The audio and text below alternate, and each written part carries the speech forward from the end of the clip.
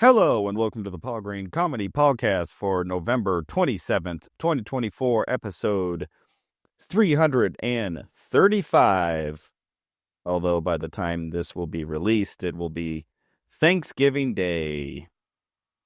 Stand-up comedian, actor, improviser, and dreamer Paul Green coming to you, sharing my journey, thoughts, and insights as I pursue my dreams in the hopes that you will pursue yours as well. And oh my gosh, has today been a day. I have pretty much just been driving nonstop since about 11 a.m. this morning. I woke up in Indio, California, which is about halfway between Los Angeles and Phoenix. I was in Los Angeles Tuesday night, attending a birthday party / comedy show that my California agent produced.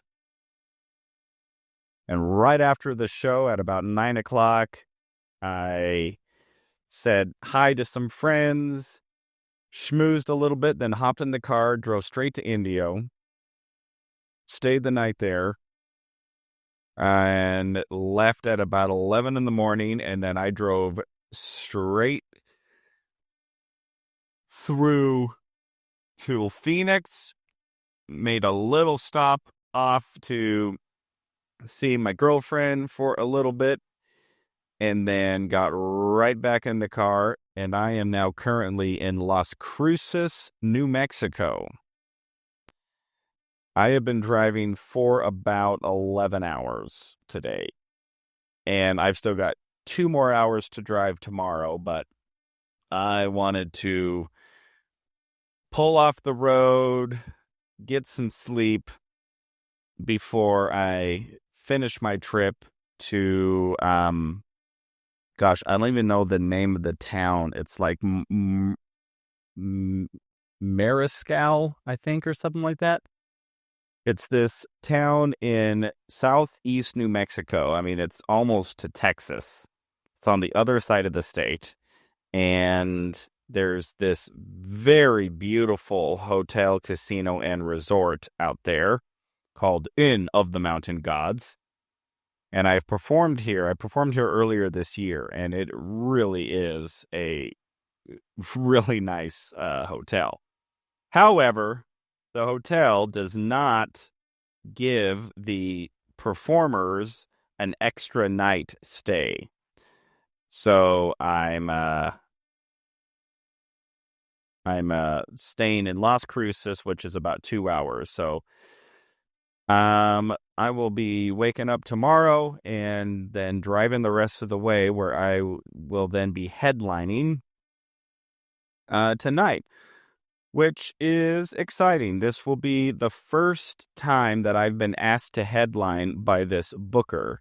The booker who gave me this gig has booked me for a handful of casino gigs now, maybe about a half dozen. But he's only booked me to feature before. But tonight, I will be the headliner at Inn of the Mountain Gods. So why have I been upgraded to headliner? I would love to say it is because I am just so talented and I have just improved so much that this booker just couldn't help but upgrade my status to that of headliner.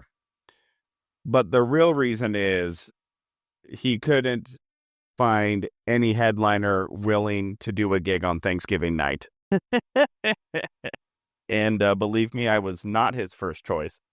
Matter of fact, his first choice, or at least one of his first choices, was Josh Novi, who's my comedy partner. And he asked Josh if he could do it. But, Josh has a family. And so he knew that wouldn't fly with the missus. So I don't know how far down on his list. I don't know how many headliners he found, but it sounded like he was having a hard time booking the spot tonight on Thanksgiving. So I was happy to take it. And I feel very fortunate that I'm at a station in life to where I can do that to where I can just be like, yeah, I'll do a gig Thanksgiving night in a different state. I'll drive there. I'll drive across country. I don't care. I will do just about any gig that I can fathomably do. I don't care if I make money at it. I don't care how far away it is. I mean, I do care. I mean, that definitely comes into the equation, but the reality is if I don't have anything going on and I can find a way to travel to wherever it is I'm being asked to perform, I'm just at a stage in life where I'm going to do it.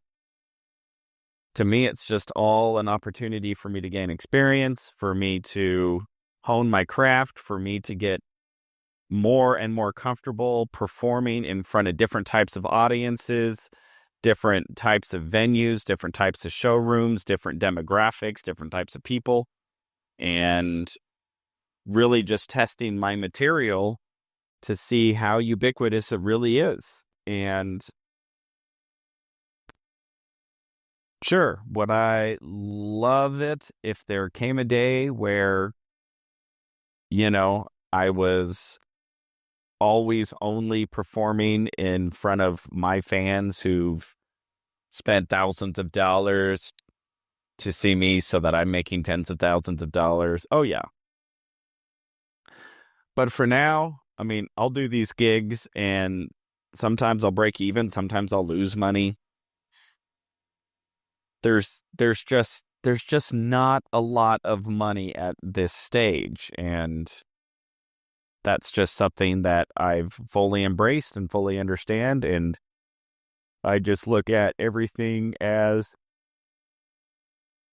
me investing in my dreams and in my comedy pursuit with the hope and faith that one day the economics of pursuing this dream will have a drastic uptick. But until that day, I am more than happy to drive 11 hours at my own expense from Los Angeles to New Mexico. I've paid for 2 hotels and, paying for my own gas and all of that. And so excited just to be able to headline tonight. I have my keyboard. It's actually been, it's been a while. It's been almost a year since I've headline with this much time, because I think they'll have me do 45 minutes. Gosh, I haven't even wrapped my head around that yet. What jokes I'm going to do, what bits I'm going to do. I'm not worried about it, but it'll be fun. I'll have my keyboard. I'll do some crowd work. I'll do some impromptu songs. I just hope there's a crowd there. And I was really thinking about that. I'm like, what type of crowd is at a hotel casino resort on Thanksgiving night and wants to then go see a comedy show? Yeah, that's kind of an interesting idea. I hope it's a lot. I hope it's packed. I hope that, there's a lot of people who are, maybe having a little vacation away from home for Thanksgiving, maybe, coming out with their wife or their family or whatever it is and want to go see some comedy. I don't know. We'll see how that goes. But I am very much looking forward to this show, and I will let you know how it goes tomorrow when I check in. So, a funny little thing happened on this very, very long drive, which I want to talk about, and then I'm going to do a bit of an analogy. And for those who follow the podcast, you know that I've been trying to listen to a audiobook, like a self-help audiobook, and comment on it as I'm reading it, just to share my thoughts and insights. And I just finished the book that I was commenting on, and I have not started to look for another one. So I don't have any self-help book commentary, but I'm going to share something, a little experience tonight. So while I was driving to New Mexico from Los Angeles, so at this point, I'm kind of nearing the eastern border of Arizona, out past Safford, and getting pretty close to getting into New Mexico. And it's kind of getting late. This is maybe around 8 or 9 o'clock, and I'm just trying to sort of gauge, how long do I want to keep driving? How close do I want to get to my destination? Because I know I'm not going to be able to stay the night at the resort. And plus, I don't think I wanted to drive that long. I still had about 5 hours to go before I was going to get to my destination. And so I'm just cruising along. I'm having a good time. And then all of a sudden, the traffic comes to a complete standstill on the highway. It was going through some small town in East Arizona. I don't remember what town I was in, but kind of a smaller sort of rural type of town. And there's a construction sign that says accident ahead. And I've never actually seen the cops use a construction sign that way, but it was obviously placed there by the cops that said accident ahead. And I'm like, wow, that must be pretty intense if they actually have a custom construction sign it's that big for this accident. And then, of course, way up ahead, I can see all of the police lights. But the traffic is at a dead standstill for a while. And I'm like, oh, I don't know what the heck happened up there, but this must be pretty freaking major, because they have the whole street must be blocked off. And so, I just sit there for about 5-10 minutes, and after realizing like, oh, this isn't going to change, it's not even going to move, I pulled up my GPS, and then I just started looking, is there any alternative routes to get ahead of this accident and back on the highway? And the problem is, this was an extremely rural area, and this accident happened right at the edge of town.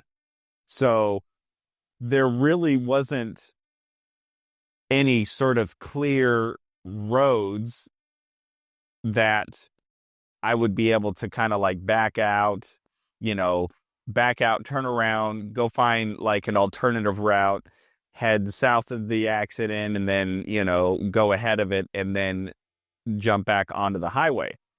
So I'm looking, I have to zoom way in, and then I see south of the highway that there might be a way to do this. So it's now that sort of question that we all have to make. Am I better off trying to turn around, backtrack a little bit, try to find an alternate route, and see if this alternate route actually ends up working and will spit me out ahead of the accident so I can just hop back on the highway and go on my merry way? Or is it the type of thing where if I just wait here, that the traffic will eventually move? And, after a little while, I'm like, whatever. This line isn't super long. So worst case scenario, I go try this alternate route. If it doesn't work, I come back, I get back in line, and maybe I'm 3 or 4 cars behind, right? So I turn around, I backtrack, I find this road that's going to head south of the highway and then take me east, theoretically, and then drop me off on the other side of this accident. So I go down this road, and again, this is small hometown, rural roads, right? And within about a half mile, it's just farmland, and then it's a dirt road. And I'm like, oh no, this alternate route that I found is actually dirt roads. And it felt like dirt roads that were like going in between like farmhouses. And so then it starts to feel like, wait, are these actually public roads, or am I like on somebody's like farmland here? Am I like trespassing? It was a little uncomfortable, right? So I keep heading south on this road, and then I find the dirt road that takes me theoretically east. And I take that road again for about a half mile. And then where Google was telling me was an open road was actually gated off. And it looked like, and there was like a private property, no trespassing kind of gate blocking this road that theoretically Google was showing is an open road, but it wasn't. So I'm like, oh, okay, well, that was that. So I turn around, I get back in line, and now I'm just waiting. While I'm waiting, I see 3 cop cars coming from the accident the other direction, and they're like sirens on, and they're like speeding. And so I'm going, wait, why are they speeding away from the accident in the opposite direction? And so then, of course, my mind starts, speculating. I'm like, oh, I wonder if there was some sort of like criminal activity, maybe like a hit and run, and these cops got like a lead on maybe the hit and run car or something like that. By the way, I have no idea if any of that is true. I was just totally speculating, like, why the heck are these 3 cop cars like literally the speeding away from the accident? Shouldn't they be speeding towards the accident? So anyway, so I'm just waiting there, and then my curiosity gets the best of me again, and I start thinking, okay, well, those roads to the south didn't work, but maybe there's some roads to the north. So then I pull up my Google Maps, and I kind of start diving in to just see, like, are there any roads that if I jump off of this highway, go down, the smaller roads of this town, that I could eventually end up on the other side of this accident? So I look and I look and I look, and sure enough, it looks like there are some roads that connect to a highway, maybe about 10 or 15 miles north of this highway and a few miles east. And that if I could kind of navigate my way through these kind of smaller roads, that I could it looked like I could get dumped off at this major connecting highway, and then that highway would take me back south, and it would clearly land me east of this accident, because again, this accident happened right at the edge of town. It's a small town. It's not like there's tons of roads, tons of freeways. It's like this is a one major highway town, and that highway was blocked off. And I would kind of like pull my car over to the shoulder just to kind of look ahead, and it was like, again, just dead standstill, tons of cop cars. And then I could see on the other side of the accident coming towards me that there was a line of cars lining up on that side of the highway. So I'm like, this accident has completely blocked off this entire highway, both directions. And clearly whatever they're doing up there is serious enough that they aren't even letting cars through. So I'm like, they're doing something up there, and I could be sitting here for hours for all I know. So I'm like, well, let's take the same risk. Worst case scenario, this little dirt road or whatever, heading north of the highway through sort of these smaller roads that looks like it will lead to this other highway that will link me back to the main highway on the other side of the accident. It looks, I see a connection, but who knows what's going to happen, right? So I actually, to get to these roads, I have to drive on the wrong side of the road for about 2 blocks.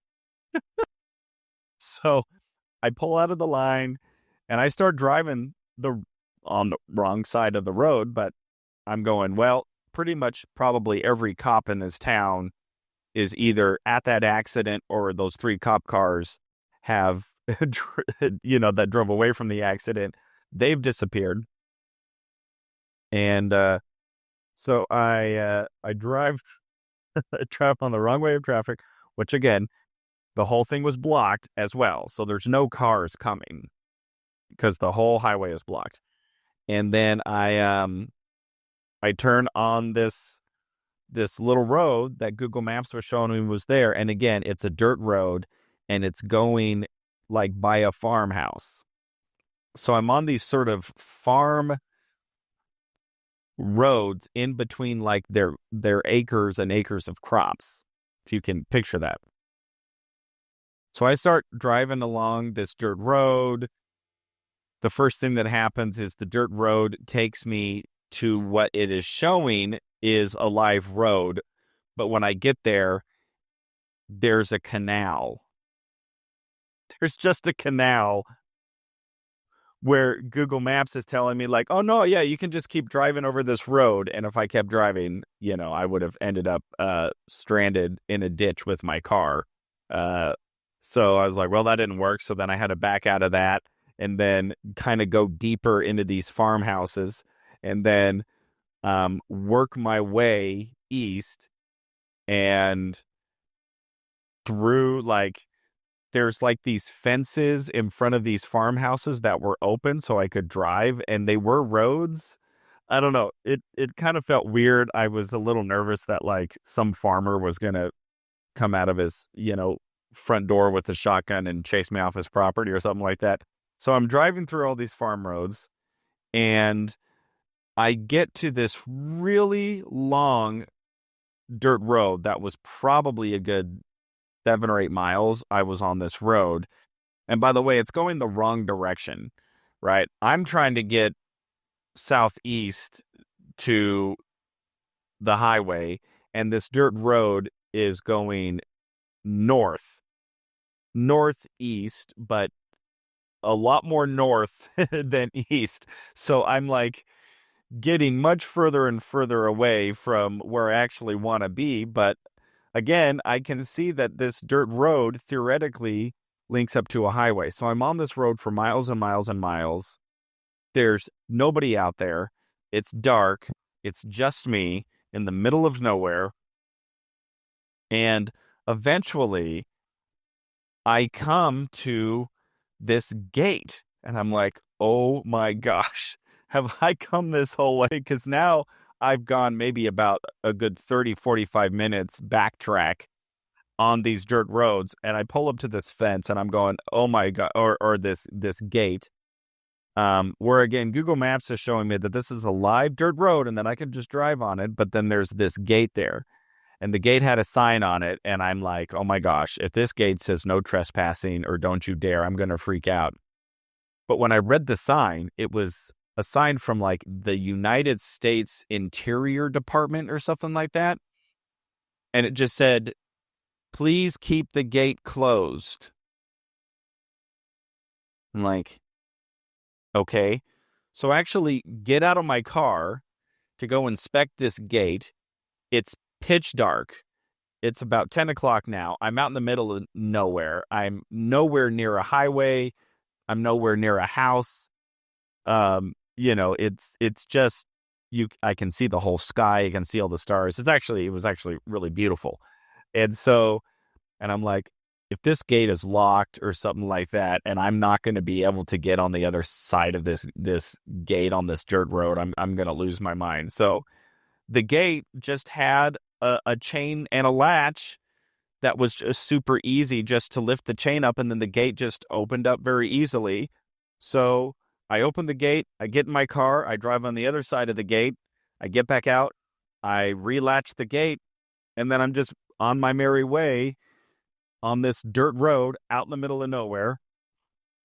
And I keep driving and I keep driving, and I see that I'm getting closer and closer to this other major highway that connects to the highway that I wanted to be back on. So I'm getting closer and getting closer. And then I start to see the highway, and then right before I get to the highway, there's another gate. And I'm just going, oh my gosh, please just be a gate like the other one that's just going to open very easily. And sure enough, I get out of my car, I walk up to the gate. I'm just like, it just felt weird that like there's just these public gates on these dirt roads that the government has evidently placed there, and that they just trust random weary travelers who are off the beaten path to open and close these gates for them. I don't know why that was just weird. I guess it's just an experience I've never had before. So open the gate, same thing, open the gate, get back in my car, drive through, get back out of my car, close the gate behind me, and then I'm back on the highway. And it's like a beautiful new paved highway. And now I'm heading back south to the highway that had the accident on it, but now I'm way east of the accident, and I'm able to get back on the highway, and then I'm just back on my merry way. And I was so far east that I wasn't really able to see the accident anymore. So I don't know if the accident cleared up and all of that was a waste of time, or for all I know, those cars could all still be there. So what's the lesson here? I'm going to do a little metaphor for all of you here. I mean, I think the metaphor is pretty obvious. I mean, I just think that when I really think about my life and this dream that I've been pursuing and that's been in my heart, in my mind, it's like, oh, I would love for this just to be a straight path and just hop on the freeway and just drive from where I am now, get to my dream. No hesitations, no detours, no setbacks, no frustrations, no things blocking me, no things getting in my way. Knowing exactly how it's all going to turn out, how long it's going to take. I mean, that's the beautiful thing with, Google Maps and GPS these days. It's like, to the minute how long it's going to take you to get anywhere in the world. And what this just reminded me tonight is that when it comes to pursuing a dream, there is so much unknown. We have no idea how long it's going to take for the thing that's in our mind and in our heart to materialize in a manner that that satisfies that we have accomplished what it is that we set out to do. Now, of course, like anything, once you accomplish something, then you're going to set the next goal, and then the next goal, and then the next goal. But to me, there's a very clear indication to me that of what it is that I'm seeking, to where I know, like, oh yes, I have now reached a certain milestone, and this milestone is very huge and significant, and it has changed my life in the manner that I have always hoped and dreamed, right? What I don't know is how effing long that's going to take. And what I don't know is what the actual road is to get to that destination. And there's so many risks, and there's so many I don't knows, and there's so many, well, I'm going to go down this road. It could be the wrong road. I could go down this road for a year or 5 years or 10 years and then realize, oh, there's a gate at the end of this road that I can't open. I need to turn around and go back and start over from the beginning. Or, maybe the detour ends up getting me there faster. Maybe me taking that detour actually did put me on the other side of the accident, and the cars were still backed up and were not allowed to, to pass. I don't know, because again, I couldn't really see